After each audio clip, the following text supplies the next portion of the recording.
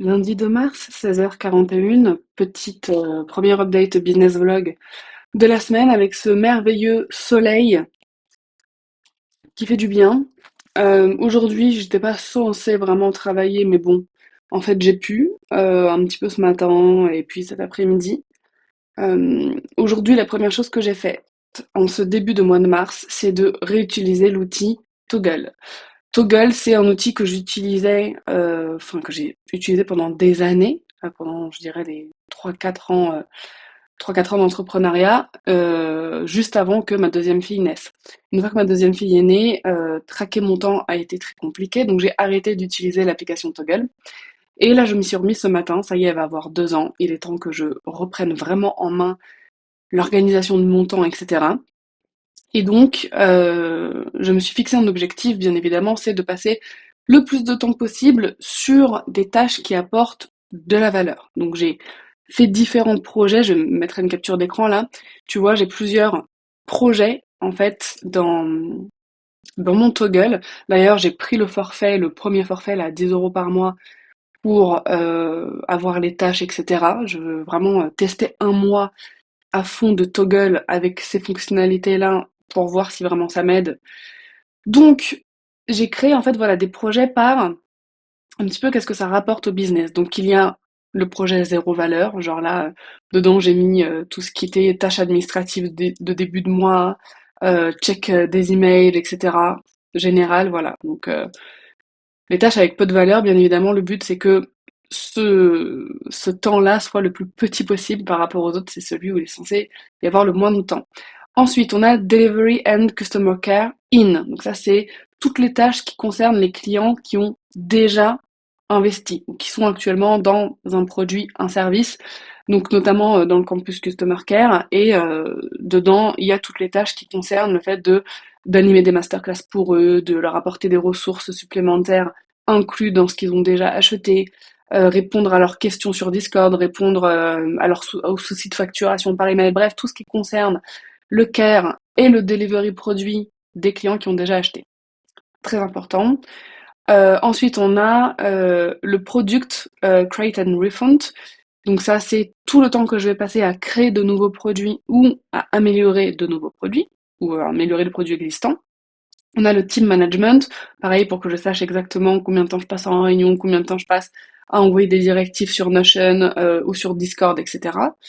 Et enfin, on a deux derniers projets, ceux pour lesquels je suis censée passer le plus de temps, idéalement, c'est Direct Money, donc toutes les tâches qui concernent le fait d'acquérir du chiffre d'affaires rapidement, donc on va dire des actions de vente à court terme. Ça va être par exemple l'envoi d'une newsletter de vente, toutes les actions pardon, que je vais faire pendant un lancement, que ce soit une masterclass, que ce soit des posts sur les réseaux sociaux, mais où le CTA, le call to action, c'est vraiment rejoins ce truc ou achète machin, bref. Enfin, c'est pas ça directement, mais t'as compris, le but c'est de vendre. Et ensuite, il y a le projet Growth and Visibility. Donc ça, c'est le projet qui amène bien évidemment où les tâches vont amener de chiffre d'affaires, mais pas immédiatement. Donc ça va être toute la communication en règle générale sur les réseaux sociaux, les business vlogs, les podcasts vidéo, etc. Bref, tout ce qui n'a pas de CTA achète, en gros, mais qui participe à la visibilité. Si je suis invitée sur un podcast quelque part, ça rentre dedans, etc. Bref, t'as compris. Tout ce qui est action marketing et communication, qui n'ont pas vocation de vendre dans les médias, qui a vocation voilà, de faire connaître mon business, de toucher les bonnes personnes, de partager mon message et tout. Donc je vais tester sur un mois cette organisation, traquer mon temps à chaque fois que je fais quelque chose. Par exemple là tu vois, je suis en train d'enregistrer cet épisode de podcast, non enfin c'est pas cet épisode de podcast, ce business vlog, hop, je mets la petite capture d'écran que je viens de faire. Il y a le minuteur, le chronomètre pardon, qui tourne sur Growth and Visibility, tournage business vlog.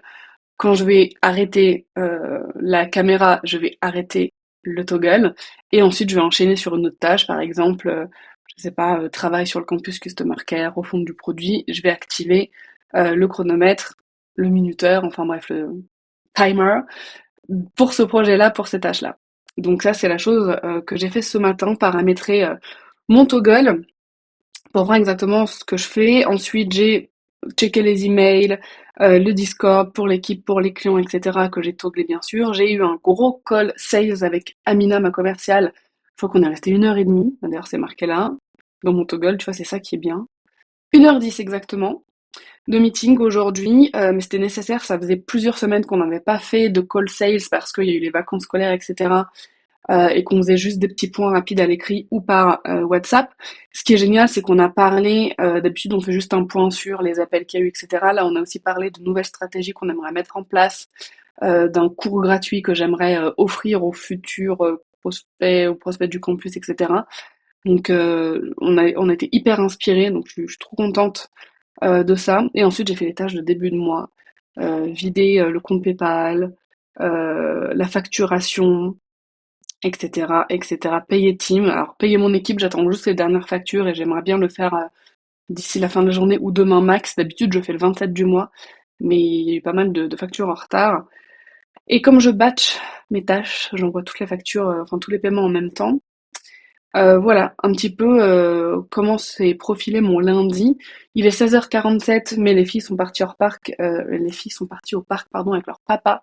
Donc je vais en profiter pour travailler encore un peu. Mais je vais pas travailler ce soir. Une fois qu'ils vont rentrer, je vais couper le boulot pour aujourd'hui parce que je suis ultra fatiguée. Ma petite tousse, enfin depuis qu'on a été à Paris, donc ça va quand même bientôt faire 3 semaines. Ça fait déjà 3 semaines. En fait, on est malade. Genre, on a un rhume, des symptômes de rhume qui ne partent pas. Enfin, moi, ça va de mieux en mieux chaque jour. Pour ma grande aussi. Et on a un peu mal à la gorge. Il y a 2 jours, on a plus mal à la gorge. Il y a 2 jours, on a mal à la gorge. On tousse un petit peu. Et des jours, la toux part et des jours, elle revient. Et ma plus petite, là, j'ai l'impression que c'est chez elle, la pauvre, que les symptômes durent le plus longtemps. Pourtant, on est revenu depuis plus d'une semaine. On re-respire l'air pur de la montagne. Bon, voilà. Donc là, je fais les petites techniques de grand-mère pour que ça se passe le plus vite possible. Et si ça se passe pas, bah, on va les consulter. Mais bon, il n'y a pas de fièvre ni rien. Donc, c'est juste des symptômes qui traînent. Donc, j'espère que ça va vite se régler. Voilà, je te laisse pour cette première update de Business Vlog. Je te reprendrai demain. Voilà, j'espère que tout est bien de ton côté. J'espère que ce début de semaine se passe merveilleusement bien pour toi. Business Vlog, samedi 7 mars, 17h45. La semaine ne s'est pas du tout passée comme prévu. Dernière update, et c'était la première aussi de ce Business Vlog, mardi. Fin d'après-midi dans le speed parce qu'on a été invité à dîner en last minute. Donc moi qui avais prévu de bosser le soir, bah je n'ai pas bossé le soir, mais bon en même temps, ça fait plaisir de passer des moments en famille. Et ensuite tout s'est enchaîné. Mardi nuit, j'ai ma plus grande fille qui a été malade, qui m'a vomi partout, littéralement. Donc j'ai passé une partie de la nuit à nettoyer, puis à m'occuper d'elle. Donc voilà, nuit blanche quasiment. Mercredi, bah, journée avec les enfants.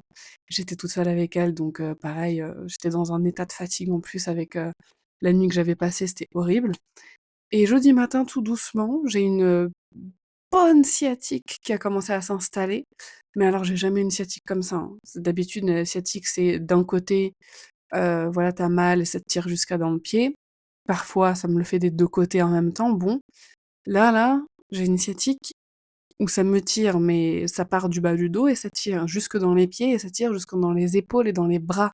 Genre, je sens un nerf qui tire quand je tends mes bras. Donc en fait, jeudi et vendredi, j'étais dans un état de chaos et de fatigue et de douleur en fait, où j'ai eu un rendez-vous le matin, jeudi matin, perso, rendez-vous de coiffure.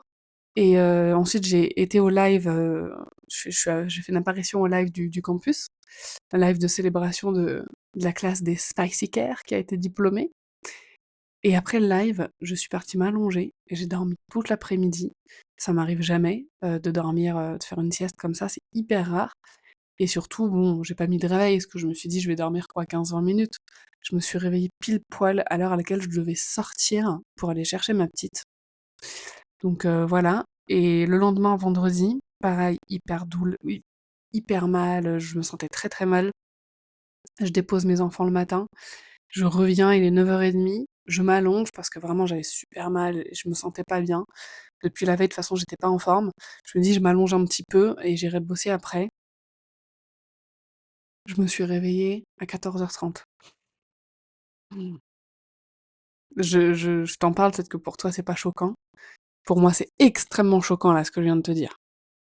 Genre, faire une petite sieste, OK, mais dormir 5 heures d'affilée, un jour de nounou, donc l'un de mes seuls jours de travail, possibles de la semaine, c'est vraiment quelque chose que je refuse catégoriquement, que je n'aurais jamais fait consciemment.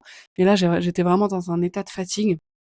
Je pense, en fait, que le jeûne fait, ressortir aussi toute la fatigue accumulée.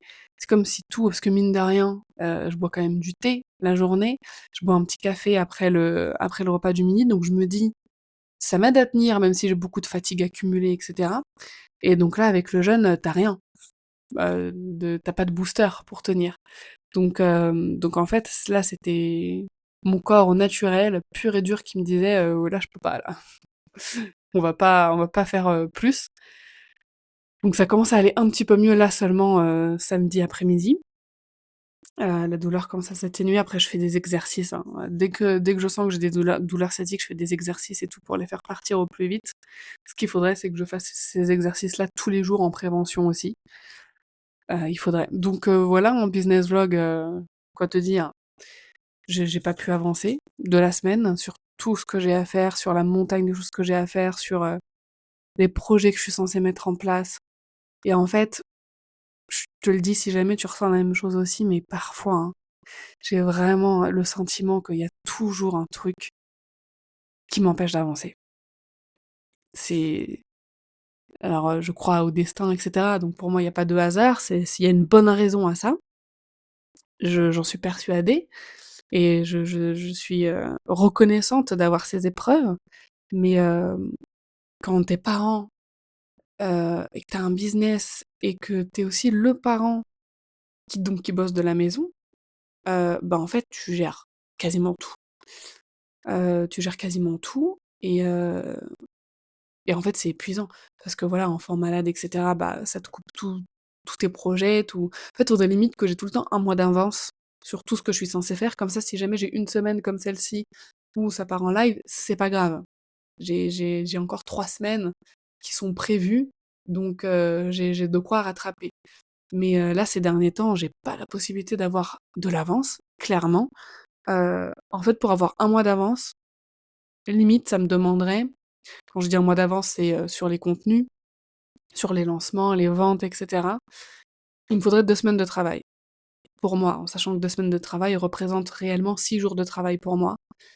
Donc en fait, il faudrait que je «sacrifie» entre guillemets 2 semaines, tous les mois et demi, enfin, ou tous les mois, pour avoir un mois d'avance. Et donc en fait, pour le moment, là, pour moi, c'est pas rentable. C'est pas Je peux pas me permettre de faire ça, de passer 2 semaines à préparer le mois d'après parce que, bah, il se passe rien pendant ces 2 semaines sinon. Enfin bref, je m'étale, mais juste pour te dire que si toi aussi parfois tu te dis et qu'il y a toujours un truc qui t'empêche d'avancer, qui t'empêche d'avancer dans tes projets, sache que tu pas la seule.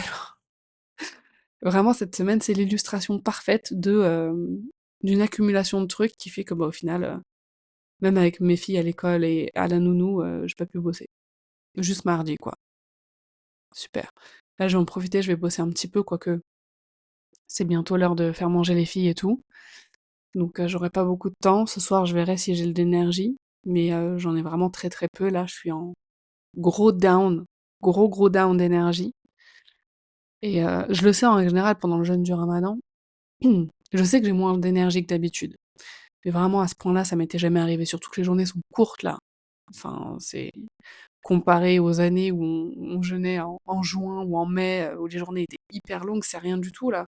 Donc je comprends pas cette enfin ce lâchage là, mon corps vraiment il lâche tout. Vraiment cette fatigue, je la comprends pas là. Surtout que j'ai commencé à avoir un bon rythme de vie, un bon rythme de sommeil, un bon rythme alimentaire aussi. Enfin bref. Il faut bien que ça arrive. En tout cas, voilà, ce business vlog aurait été totalement inutile pour toi. Juste à part te dire que j'ai rien foutu parce que j'étais KO, en gros, c'est ce qu'il faut retenir. Mais ce qu'il faut retenir, c'est aussi que bah voilà, ça arrive à tout le monde, qu'il y a des moments où on peut pas faire autrement. Et tu vois, je suis pas non plus, voilà, c'est arrivé, je vais travailler comme je peux là dans les jours à venir et basta quoi. Moi, j'ai arrêté de me ça fait bien longtemps que j'ai arrêté de me stresser pour, les choses que je ne peux pas faire. Genre à cause des enfants ou parce que quelqu'un est malade ou voilà. Parce que vraiment ça sert à rien, ça rajoute du stress pour rien et voilà quoi, ça sert à rien. Bon bah merci d'avoir regardé ce business vlog totalement chaotique jusqu'à la fin. J'ai enregistré un épisode de podcast. Il devait sortir jeudi, mais vu la semaine que j'ai eue, j'ai pas pu le monter avant. Donc il sortira lundi, là, bah demain. Le jour où sort ce business vlog, il sort demain. Donc le lundi 8 mars. Voilà. Un épisode sur le fait que notre année commence maintenant, en mars. Donc j'espère qu'il te plaira. Allez, à très bientôt!